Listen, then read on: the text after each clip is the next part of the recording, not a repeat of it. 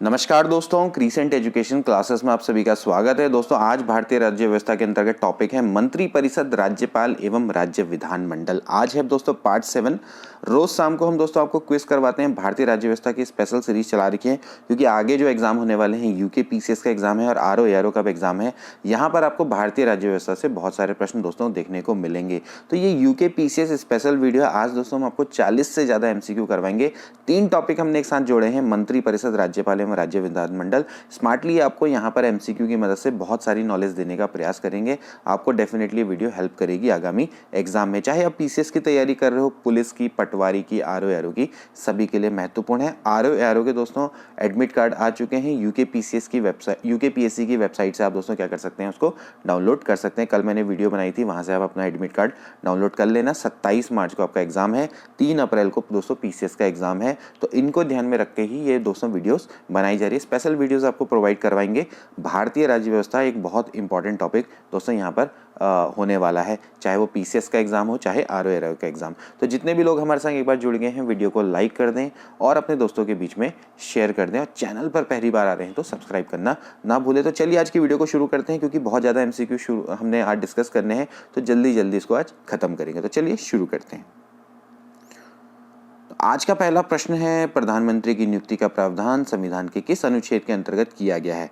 पहला टॉपिक क्या है दोस्तों, मंत्री परिषद। अब मंत्री परिषद में कौन आएगा, प्रधानमंत्री भी आएगा, क्योंकि प्रधानमंत्री भी अपने आप में क्या होता है, एक मंत्री होता है। ठीक है, तो प्रधानमंत्री की नियुक्ति का प्रावधान क्या होता है, संविधान के किस अनुच्छेद के अंतर्गत किया गया। इसका राइट आंसर है आर्टिकल 75। ठीक है भाई, आर्टिकल 75 के अंतर्गत क्या होता है, सबसे पहले प्रधानमंत्री की नियुक्ति कौन करता है, राष्ट्रपति।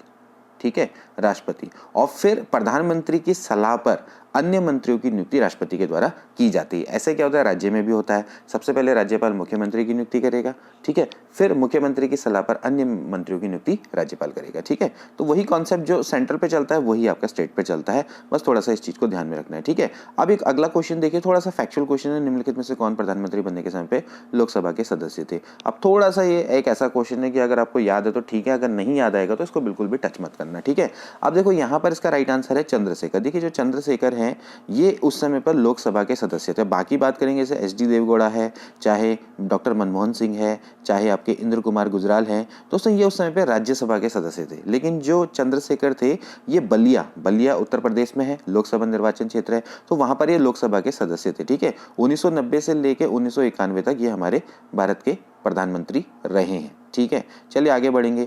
अब देखिए बड़ा अच्छा क्वेश्चन है, राष्ट्रीय विकास परिषद। अब देखिए राष्ट्रीय विकास परिषद में कौन शामिल होते हैं।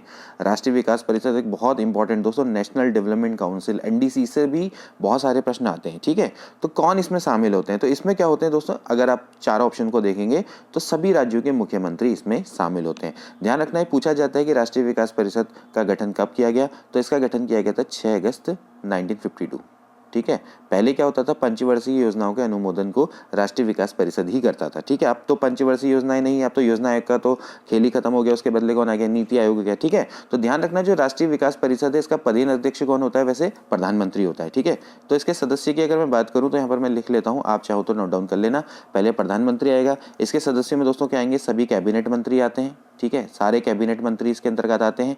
नीति आयोग, अब फिलहाल योजना आयोग नहीं है तो उसकी जगह पे कौन आएगा, नीति आयोग है, तो नीति आयोग के क्या होंगे, सभी सदस्य होंगे, राज्यों के मुख्यमंत्री होंगे, और इसमें फिर क्या होंगे, केंद्र शासित प्रदेशों में क्या होते हैं, प्रशासक होते हैं ना, तो वो आएंगे। ठीक है, तो सभी राज्यों के मुख्यमंत्री हो गए, केंद्र शासित प्रदेशों के प्रशासक हो गए, कैबिनेट मंत्री हो गए, नीति आयोग के सभी सदस्य हो गए, और प्रधानमंत्री इसका क्या होगा, पदेन अध्यक्ष होता है। ठीक है, ये सब चीजें आप थोड़ा सा याद कर लेना। ठीक, और इससे भी हमेशा कहीं ना कहीं प्रश्न टपक जाता है कहीं ना कहीं से। ठीक है, भारत का प्रधानमंत्री तब तक अपने पद पर बना रहता है जब तक उसे प्राप्त है। ध्यान से देखना, भारत का प्रधानमंत्री भाई कब तक अपने पद पर बना रहेगा, सशस्त्र बलों का समर्थन, राज्यसभा का विश्वास, लोकसभा का विश्वास, जनता का समर्थन। देखिए किसका पड़ता हो, लोकसभा का विश्वास। ठीक है भाई, आपको पता है प्रधानमंत्री, जैसे मैंने भी आपको बताया कि मंत्री परिषद का वो प्रमुख है। ठीक है, तो भाई आर्टिकल 75 में ही ये दिया हुआ है कि जो मंत्री परिषद है वो किसके प्रति उत्तरदायी होती है, वो लोकसभा के प्रति उत्तरदायी होती है। ठीक है भाई, कलेक्टिव रिस्पॉन्सिबिलिटी मैंने आपको पहले बताया, सामूहिक उत्तरदायित्व है ना। तो प्रधानमंत्री तब तक अपने पद पर बना रहेगा जब तक उसको लोकसभा का विश्वास प्राप्त होगा। ठीक है, अब लोकसभा में अगर मंत्री परिषद के विरुद्ध में अगर अविश्वास प्रस्ताव ले आएंगे तो भाई प्रधानमंत्री सहित सभी मंत्री परिषद को क्या करना पड़ता है, रिजाइन करना पड़ता है। ठीक है, तो लोकसभा का विश्वास होना जरूरी है। ठीक, चलिए आगे बढ़ेंगे। भारत में अवशिष्ट शक्तियां किसमें निहित है? भारत में अवशिष्ट शक्तियां किसमें निहित है? ठीक है, केंद्र में, राज्य में, केंद्र राज्य में, स्थानीय शासन में। तो अवशिष्ट विधायी शक्तियां दोस्तों किसमें है? केंद्र सरकार में। ठीक है, देखिए जो इसके लिए आर्टिकल है वो है 248। ठीक है, संविधान के आर्टिकल 248 में है कि जितने भी अवशिष्ट यानी कि जो ऐसे विषय हैं, देखिए अवशिष्ट का मतलब समझिए, देखिए संविधान की 7वीं अनुसूची में ना कई सारे विषय हैं जिन पर आप लॉ बना सकते हैं। राज्य भी बना सकता है, केंद्र भी बना सकता है। ठीक है, अब कुछ ऐसे विषय रह जाते हैं जिनको यहाँ पर 7वीं अनुसूची में सम्मिलित नहीं किया गया, तो ऐसे विषयों को क्या बोलते हैं? अवशिष्ट विषय बोलते हैं। ठीक है, तो इन अवशिष्ट विषयों पर लॉ बनाने का अधिकार किसको है? केंद्र सरकार को है। ठीक है, तो उसको ही क्या बोला जाता है? अवशिष्ट विधायी शक्ति बोलते हैं। तो इसका किसमें आर्टिकल में उल्लेख है? आर्टिकल 248 में इसका उल्लेख किया गया है। ठीक है, तो इसको हमने कहां से लिया है? कनाडा के संविधान से लिया है। कभी कभी पूछा जाता है कनाडा का संविधान, तो कनाडा के संविधान से दोस्तों हमने क्या लिया है? अवशिष्ट शक्तियां। ठीक है, अवशिष्ट शक्तियों का प्रावधान हमने कनाडा के संविधान से लिया है। चलिए आगे बढ़ेंगे। अगला देखो, सरकारी आयोग का गठन किस विषय पर सुझाव देने के लिए किया गया था? बड़ा इंपॉर्टेंट है सरकारी आयोग, बहुत बार पूछा जाता है। कावेरी जल विवाद, केंद्र राज्य संबंध, राम, तो इसका राइट आंसर चलो बताता हूँ सीधे, केंद्र राज्य संबंध से दोस्तों रिलेटेड है। ठीक है, 1983 में दोस्तों इसका गठन किया गया था। रणजीत सिंह सरकारिया थे। ठीक है, कौन थे? रणजीत सिंह सरकारिया, इनकी अध्यक्षता में सरकारी आयोग का गठन किया गया था। ठीक है, तो इसका गठन क्यों किया गया था? कि जो उस समय पर जो सेंटर स्टेट रिलेशनशिप है यानी कि केंद्र राज्य संबंध है, तो उनकी वर्तमान व्यवस्था की समीक्षा करने के लिए, ठीक है, और जो आवश्यक संस्तुतियां देनी थी उसके लिए इसका गठन किया गया था। 1988 में इन्होंने अपनी रिपोर्ट प्रस्तुत करी थी। ठीक है, तो ध्यान रखना 1983 में सरकारी आयोग का गठन किया गया था और कौन थे अध्यक्ष? रणजीत सिंह सरकारिया। ठीक है, आगे बढ़ेंगे। चलिए, राष्ट्रीय एकता परिषद का अध्यक्ष कौन होता है? अब देखिए राष्ट्रीय एकता परिषद का अध्यक्ष कौन होता है ये भी पूछा जा सकता है। ठीक है, तो कौन होता है राष्ट्रीय एकता परिषद का अध्यक्ष? दोस्तों ये होता है जनरली प्रधानमंत्री, नेशनल इंटीग्रेशन काउंसिल। ठीक है, इसका गठन दोस्तों किया गया था 1961 में। कब किया गया था? 1961 में। कौन थे प्रधानमंत्री? जवाहरलाल नेहरू। जवाहरलाल नेहरू के द्वारा दोस्तों इसका गठन किया गया था। ठीक है, अब वैसे जनरली इसका गठन क्यों किया गया था? भाई नाम से पता लग रहा है राष्ट्रीय एकता परिषद, तो उस समय पर क्या था? कास्टिज्म ज्यादा था, ठीक है, कम्युनिज्म था, क्षेत्रवाद ज्यादा था, तो इन समस्याओं से निपटने के लिए इसका गठन किया गया था राष्ट्रीय एकता परिषद। तो जातिवाद, सांप्रदायिकतावाद होता है, क्षेत्रवाद करते थे लोग, तो उन जैसी समस्याओं से निपटने के लिए इसको गठन किया गया था और इसका अध्यक्ष हमेशा कौन होता है? प्रधानमंत्री होता है। ठीक है, जवाहरलाल नेहरू के द्वारा इसका गठन किया गया था। अब आपको क्या करना है दोस्तों? अगले क्वेश्चन में प्रधानमंत्रियों को उनके कार्यकाल के संग सुमेलित करना है। तो अब मैंने इसमें ऑप्शन कुछ नहीं दिया है, सिंपली आप क्या कर लो? सुमेलित कर लो। तो देखो जैसे सबसे पहले कौन आएगा? सबसे पहले आए थे विश्वनाथ प्रताप सिंह। ठीक है, तो विश्वनाथ प्रताप सिंह का क्या है? 89 से लेके 90। ठीक है, यानी कि 89 से लेके 1990 तक इनका कार्यकाल था। अभी चंद्रशेखर का मैंने आपको बताया था, चंद्रशेखर का क्या था? 1990 से 1991। ठीक है, फिर इसके बाद आए थे एच.डी. देवगौड़ा। ठीक है, तो एच.डी. देवगौड़ा का अगर हम देखेंगे तो वो कितना है? 96 से 97। ठीक है, और अटल बिहारी वाजपेयी का कितना हो जाता है? 99 से 2004। ठीक है, तो ऐसे करके आप इसको मिला लेना। ठीक हो गया, चलिए आगे बढ़ेंगे। अब देखिए अगला, देखिए कैबिनेट का क्या तात्पर्य? भाई कैबिनेट क्या होता है? शासन के सभी मंत्रीगण, कैबिनेट स्तर के मंत्री, राज्य मंत्रीगण, या फिर इनमें से कोई नहीं। तो इसका राइट आंसर है कैबिनेट स्तर के जो मंत्री होते हैं दोस्तों, इसको बोला जाता है कैबिनेट। ठीक है, जो कैबिनेट स्तर के मंत्री होते हैं इनका समूह होता है, तो इनको जनरली क्या बोलते हैं? मंत्रिमंडल बोलते हैं। क्या बोलते हैं हिंदी में? क्या बोलेंगे? मंत्रिमंडल।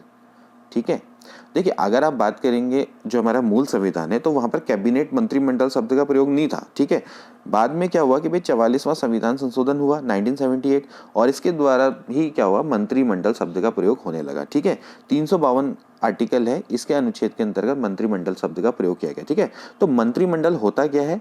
वो मंत्रियों का समूह होता है जिसमें प्रधानमंत्री तथा मंत्री परिषद के कैबिनेट स्तर के मंत्री शामिल होते हैं। ठीक है, मंत्रिमंडल का मतलब कि वो मंत्रियों का समूह जिसमें प्रधानमंत्री होगा और मंत्री परिषद के कैबिनेट स्तर के मंत्री होते हैं। तो मंत्री परिषद में क्या क्या होते हैं? देखिए मंत्री परिषद में देखिए कौन होता है? पहले तो प्रधानमंत्री, ठीक है, इसके बाद कैबिनेट मंत्री, ठीक है, फिर इसके बाद आते हैं राज्य मंत्री और फिर आते हैं उप मंत्री। ठीक है भाई, तो आपको अगर पूछेंगे जाएंगे भाई कैबिनेट मंत्री कौन है, ठीक है, या मंत्रिमंडल कौन है, तो मंत्रिमंडल ये होगा प्रधानमंत्री और कैबिनेट मंत्री। बाकी जो राज्य मंत्री उप मंत्री हैं दोस्तों ये आपके क्या होंगे, मंत्रिमंडल में नहीं होंगे, ठीक है, ये होंगे मंत्री। ये चारों मिला के क्या बनाएंगे, मंत्री परिषद, और ऊपर वाले दो मिला के क्या बनाएंगे, कैबिनेट मंत्री। समझ जाना इस चीज को, ठीक है। चलो आगे बढ़ेंगे। यदि भारत के प्रधानमंत्री संसद में के उच्च सदन के सदस्य हैं तो क्या हो सकता है। देखिए, अगर संसद के उच्च सदन के सदस्य हैं तो वे अविश्वास प्रस्ताव की स्थिति में अपने पक्ष में मत नहीं दे सकेंगे, वे सदन में बजट में नहीं बोल सकेंगे, वे केवल उच्च सदन में वक्तव्य दे सकेंगे।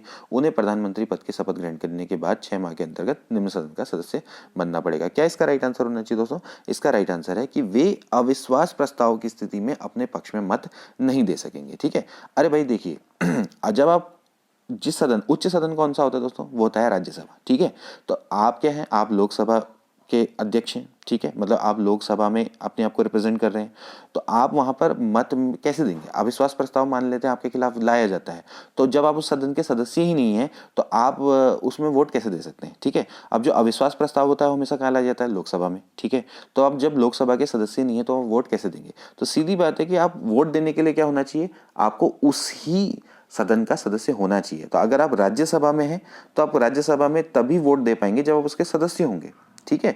तो यही चीज है कि भारत का प्रधानमंत्री अगर उच्च सदन का सदस्य यानी कि वो राज्यसभा का सदस्य, अगर लोकसभा का सदस्य नहीं है तो अविश्वास प्रस्ताव की स्थिति में अपने पक्ष में मत नहीं दे पाएगा, क्योंकि जो अविश्वास प्रस्ताव है वो लोकसभा में लाया जाता है और वो लोकसभा का सदस्य नहीं है तो अपने उसमें फेवर में वोट नहीं डाल पाएगा, ठीक है। ऐसे करके इसको समझो। चलो आगे बढ़ेंगे, अगला क्वेश्चन देखते हैं। उप प्रधानमंत्री के पद का सृजन। उप प्रधानमंत्री के पद का सृजन मूल संविधान से अंतर्गत हुआ, संविधान के प्रावधान से हटकर हुआ, 44वें संविधान संशोधन द्वारा हुआ, या फिर 85वें संविधान संशोधन के द्वारा हुआ। इसका राइट आंसर क्या है दोस्तों, इसका राइट आंसर है संविधान के प्राविधान से हटकर हुआ है।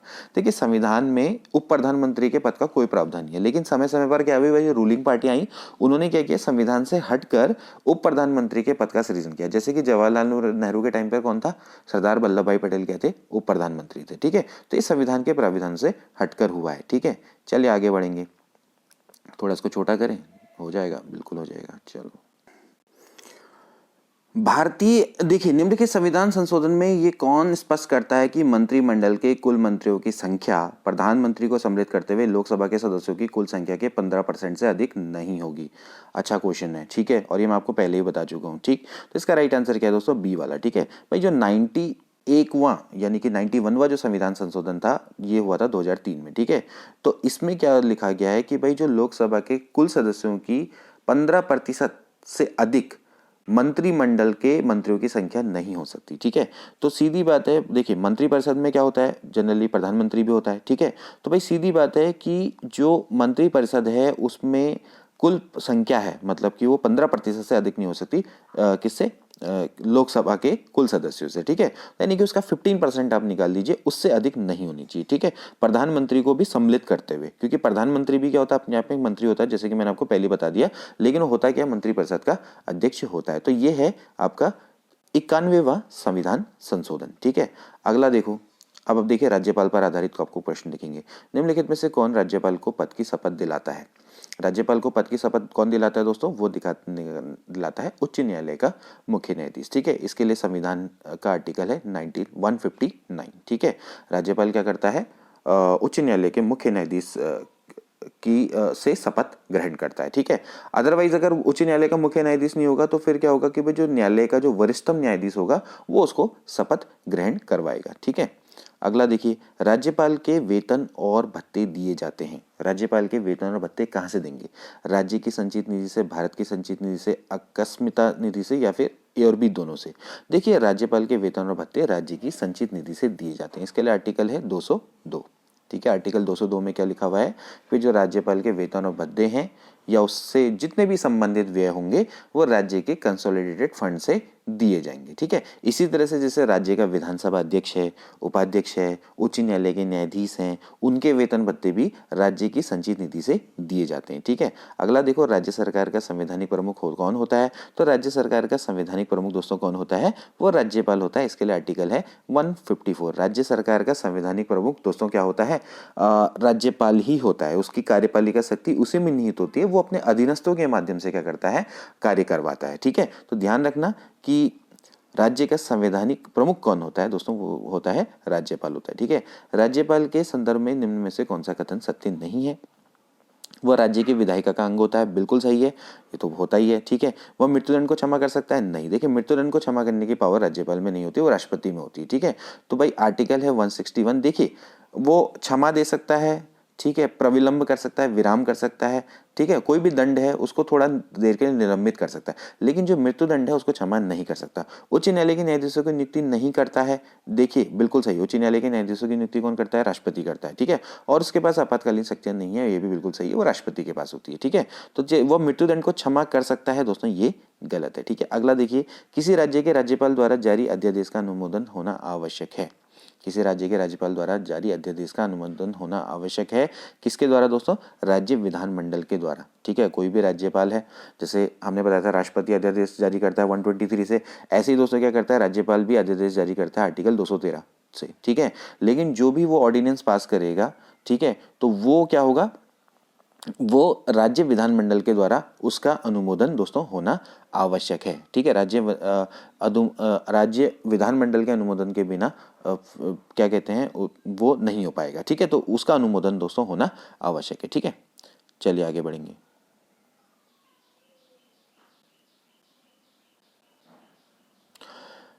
अगला देखिए, संविधान के किस अनुच्छेद के द्वारा राज्यपाल राष्ट्रपति के विचार के लिए किसी विधेयक को आरक्षित रख सकता है? बड़ा अच्छा क्वेश्चन है भाई। देखिए, संविधान का एक आर्टिकल है जो कि राज्यपाल को इम्पार्ट करता है कि भैया राष्ट्रपति के विचार के लिए किसी विधेयक को आरक्षित रख सकते हैं। ठीक है, तो कौन सा आर्टिकल है? ठीक, तो इसका राइट आंसर है अनुच्छेद 200।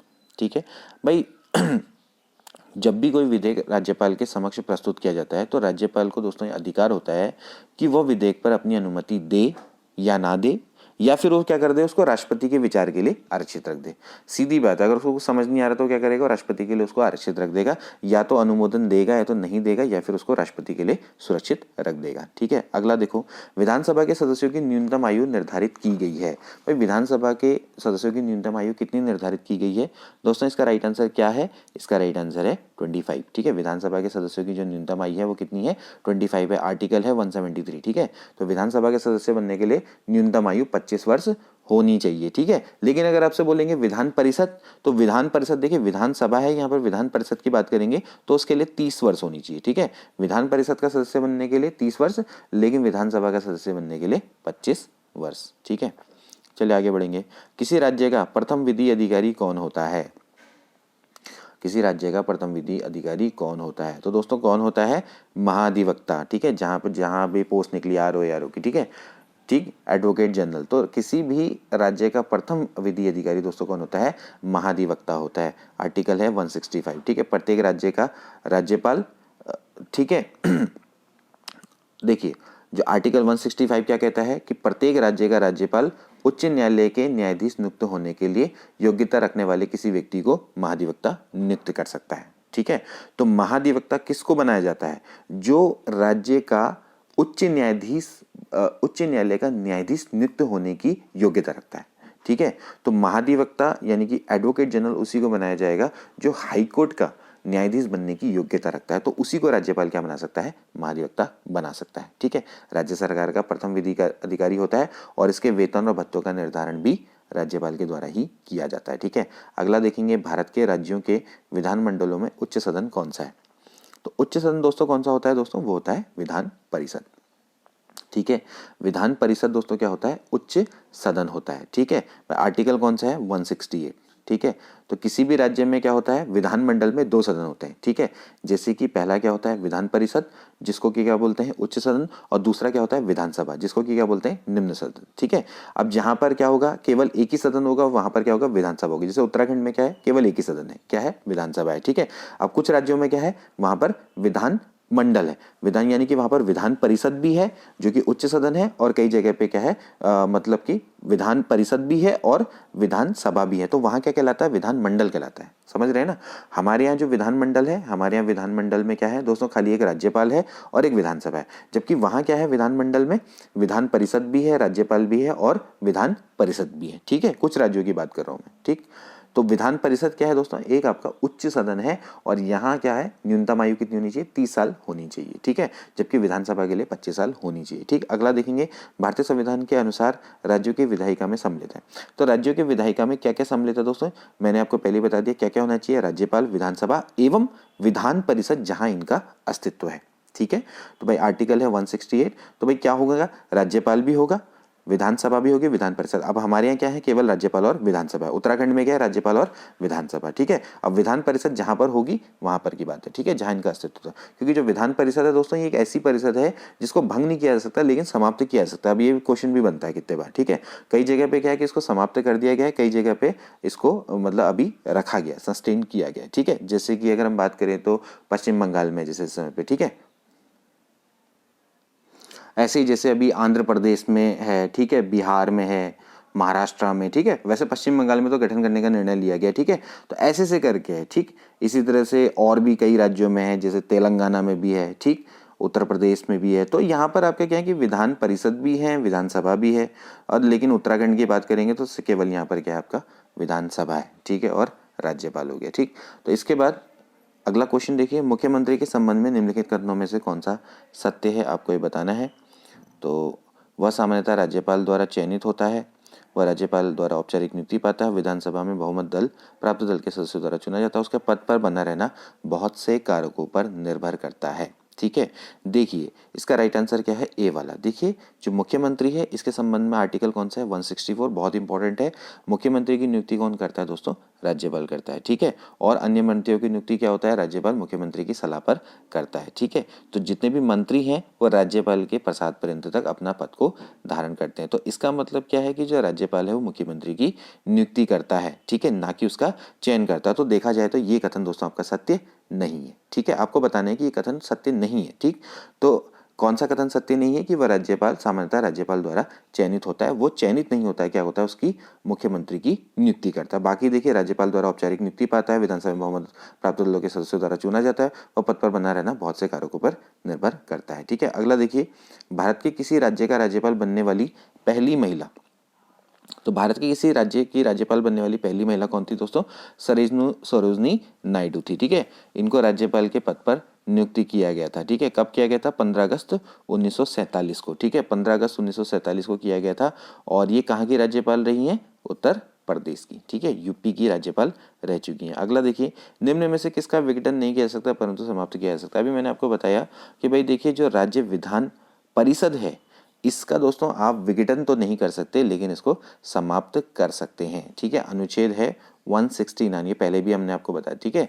तो भाई क्या हो सकता है कि भाई संसद है किसी भी राज्य में विधानसभा का सृजन कर सकती है या समाप्त कर सकती है, ठीक है।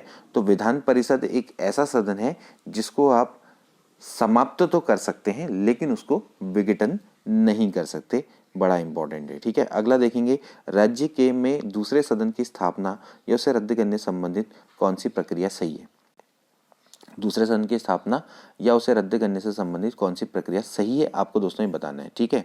लोकसभा द्वारा साधारण बहुमत से पारित प्रस्ताव द्वारा, संबंधित राज्य की विधानसभा द्वारा साधारण बहुमत से प्रस्ताव द्वारा, संबंधित राज्य की विधानसभा द्वारा 2/3 बहुमत से प्रस्ताव और संसद से पारित विधि द्वारा, और या फिर लोकसभा द्वारा पूर्ण बहुमत से पारित प्रस्ताव द्वारा। तो इसका राइट आंसर मैं आपको बता दूं, ये है सी वाला, कि भाई जो संबंधित राज्य की विधानसभा द्वारा 2/3 बहुमत से पारित प्रस्ताव और संसद से पारित विधि द्वारा, ठीक है।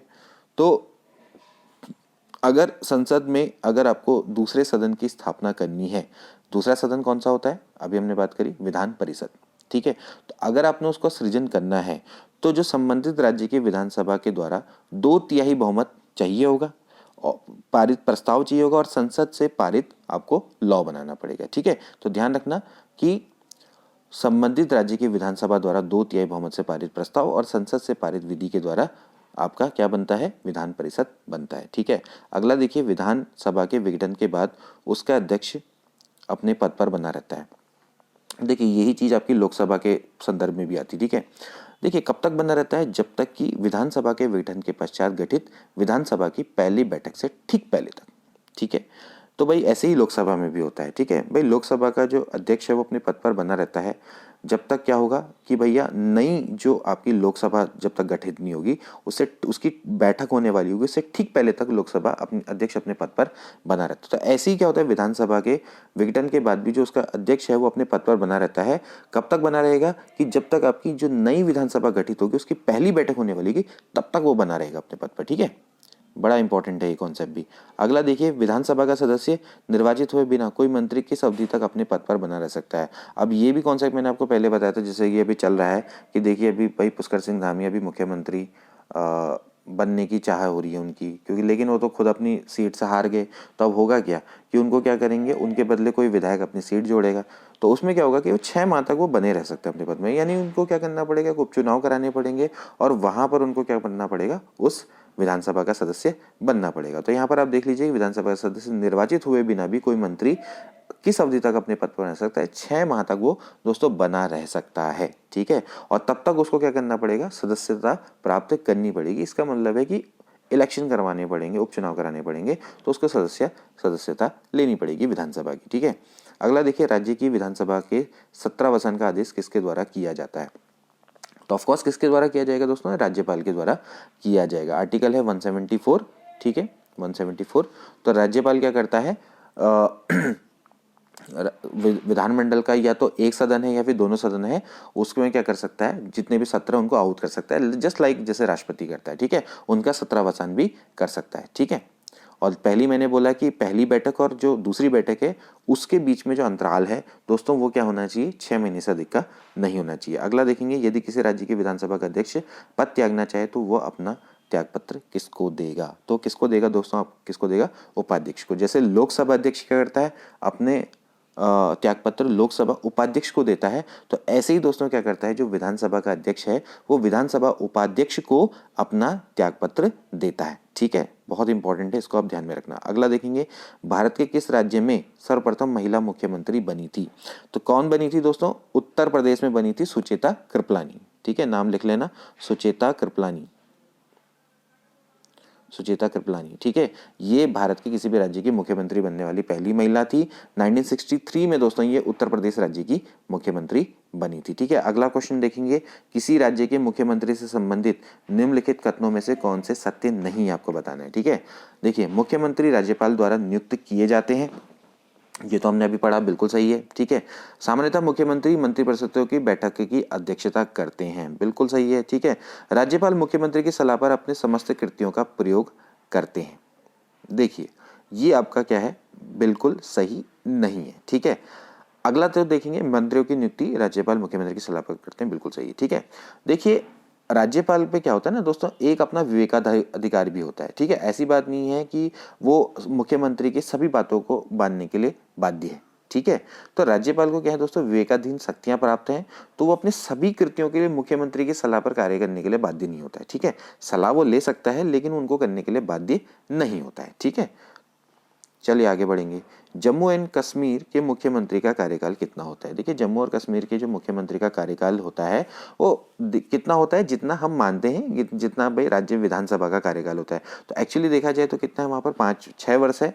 तो भाई यहाँ पर भी कितना होता है, 6 वर्ष। वैसे देखा जाए तो मुख्यमंत्री का कार्यकाल कोई भी निश्चित नहीं होता है, क्योंकि उसका तो कभी भी क्या हो सकता है, उसको तो कभी भी हटाया जा सकता है। जैसे आप देख रहे हैं भाई, उत्तराखंड में तो भाई 3-3 मुख्यमंत्री बदल गए। ठीक है, तो लेकिन अगर हम इस प्रश्न को अगर हम उसकी जनरली अगर हम देखें कि भाई विधानसभा के सापेक्ष देखेंगे कि भाई वहाँ की विधानसभा कितनी चलती है, तो वहाँ 6 साल चलती है। ठीक है, पहले जनरली जम्मू कश्मीर में भी 5 वर्ष हुआ करता था, लेकिन हुआ कि भाई जो 42वां संविधान संशोधन हुआ 1976, तो वहाँ पर क्या हुआ कि भाई राज्यों की विधानसभाओं का कार्यकाल वहां पर 5 वर्ष से बढ़ाकर 6 वर्ष कर दिया। अब तो आपको पता है कि भाई जम्मू कश्मीर का पुनर्गठन हो चुका है 2019।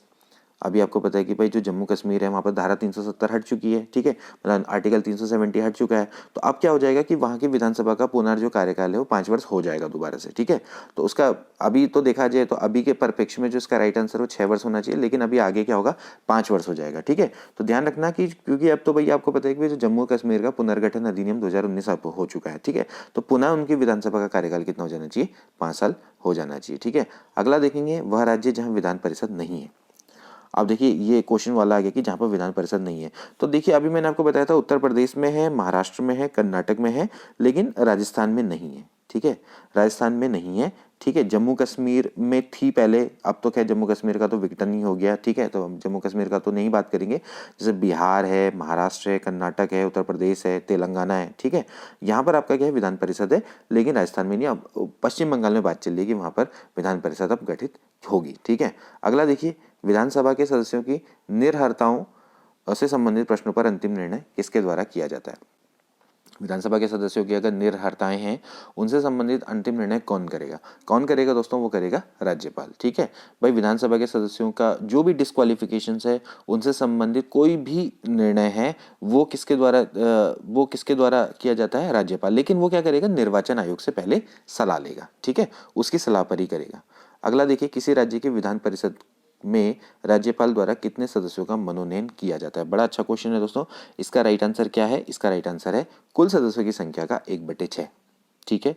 भाई जिन राज्यों में भी विधान परिषदें हैं, मान लेते हैं जैसे कि हम बात करते हैं महाराष्ट्र की, ठीक है, तो महाराष्ट्र में दोस्तों जितनी भी विधान परिषद में जितने सदस्य होंगे, उसके 1/6 सदस्यों का मनोनयन यानी कि नॉमिनेटेड किया जाएगा राज्यपाल के द्वारा, ठीक है। अब ये बिल्कुल जैसे भाई राज्यसभा में जैसे राष्ट्रपति मनोनीत करता है 12 लोगों को, उसी तरह से मनोनीत किया जाता है। जैसे विज्ञान के होंगे क्षेत्र के, कुछ कला के होंगे, कुछ समाज सेवा के क्षेत्र से आएंगे, कुछ स्पेशल नॉलेज रखते होंगे, तो उस क्षेत्रों से आपके लिए जाएंगे, ठीक है। तो 1/6 सदस्यों का होता है। अगला देखेंगे, राज्य सरकार के मंत्रियों के वेतन और भत्तों का निर्धारण किया जाता है। राज्य सरकार के मंत्रियों और भत्तों का वेतन निर्धारण किसके द्वारा किया जाता है? राज्य विधानसभा के द्वारा किया जाता है, ठीक है। राज्य विधानसभा ही इसमें अधिनियम बनाता है, ठीक है। अगला देखेंगे, संविधान बनने के समय जो क्षेत्र नॉर्थ ईस्ट फ्रंटियर एजेंसी क्या है, NEFA, नेफा के नाम से जाना जाता था, वो कौन सा है? तो अब उसको क्या बोला जाता है दोस्तों? बोला जाता है अरुणाचल प्रदेश, ठीक है, अरुणाचल प्रदेश, ठीक है। NEFA दोस्तों आपका कौन सा है? अरुणाचल प्रदेश के दोस्तों नाम से जाना जाता है, ठीक है। चलिए आगे देखेंगे, राज्य विधानसभा के सदस्यों की अधिकतम निर्धारित संख्या क्या है? अब बात किसकी चल रही है? राज्य विधानसभा के सदस्यों की चल रही है। तो विधानसभा में दोस्तों मैक्सिमम कितने हो सकते हैं? 500 हो सकते हैं, ठीक है, 500। और कम से कम कितने हो सकते हैं? 60, ठीक है। अधिकतम कितने हो सकते हैं? 500, और कम से कम कितने हो सकते हैं? 60। लेकिन अभी क्या है, वैसे देखा जाए तो जैसे सिक्किम है, मिजोरम है, गोवा है, यहाँ पर कितने हैं? कम है। आपने देखा होगा 32, 40 ऐसी कुछ है ना यहाँ पर, ठीक है।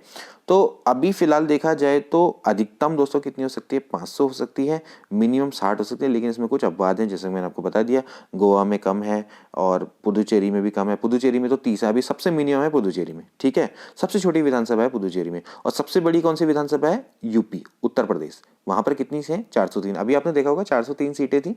और सबसे कम कहाँ पर है? पुदुचेरी, यानी वहां पर कितनी है? 30 है, ठीक।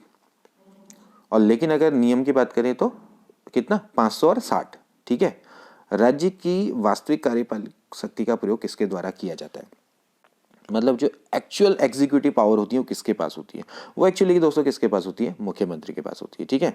भाई देश जैसे भाई भारत में भाई केंद्र में आपका क्या होता है? प्रधानमंत्री के पास होती है, ठीक है, कार्यपालिका शक्ति।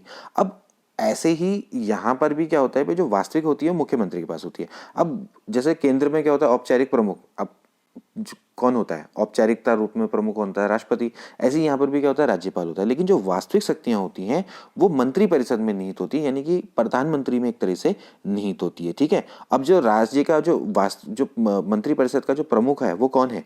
वो मुख्यमंत्री। अब यहाँ पर देखा जाए तो मंत्री परिषद भी है ना क्वेश्चन में, मतलब कि आपका वो, तो मंत्री परिषद नहीं, अब पावर का यूज कौन करेगा? वो तो मुख्यमंत्री करेगा ना। तो मंत्री परिषद का जो प्रमुख है वो मुख्यमंत्री है, तो मुख्यमंत्री ही राज्य की कार्यपालिका का वास्तविक प्रधान होता है, ठीक है। तो ये इस तरह से प्रश्न है कि राज्य की वास्तविक कार्यपालिका शक्ति का प्रयोग किसके द्वारा किया जाता है?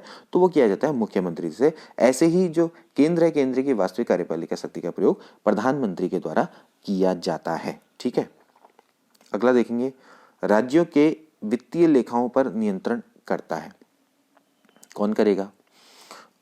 राज्य के वित्तीय लेखाओं पे राज्यपाल, मुख्यमंत्री, राज्य वित्त सचिव, कोई नहीं। इसका राइट आंसर क्या है दोस्तों? इसका राइट आंसर है डी, कोई नहीं। कौन करता है दोस्तों? CAG, CAG, controller and audit general of India, ठीक है, यानी कि भारत का नियंत्रक एवं महालेखक परीक्षक, ठीक है। तो यही दोस्तों आपका क्या करता है? राज्य के वित्तीय लेखाओं पर नियंत्रण करता है, ठीक है। वो अपना रिपोर्ट्स बनाता है और उसको राज्यपाल के समक्ष में प्रस्तुत करता है, ठीक है। तो भारत का नियंत्रक एवं महालेखक परीक्षक ही करता है, ठीक है। अगला देखेंगे, राज्य में धन विधेयक प्रस्तुत किया जाता है। अब बताइए धन विधेयक कहाँ प्रस्तुत किया जाएगा? जैसे केंद्र में लोकसभा में करते हैं तो यहाँ कहाँ करेंगे?